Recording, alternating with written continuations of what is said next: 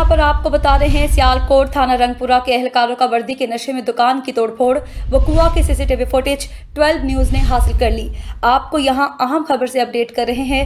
सियालकोट के sub inspector Nadeem Ashraf ने 2 police एहलकारों के हमरा दुकानदार खिजर पर तशद्दुद किया और अपने साथ ले गए। वकुआ की सीसीटीवी फुटेज 12 न्यूज़ ने हासिल कर ली। सब इंस्पेक्टर नदीम अशरफ समेत 2 पुलिस एहलकारों पर मुकदमा दर्ज कर लिया गया। दुकानदार खिजर से सब इंस्पेक्टर नदीम अशरफ मुफ्त पानी का कूलर लेना चाहता था।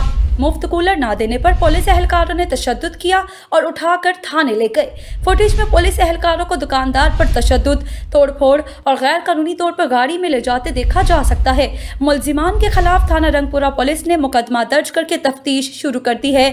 FIR में इख्तियारात का नाजायज इस्तेमाल, गैर कानूनी तौर पर हब्से बेजा में रखने जैसी दिफात शामिल है।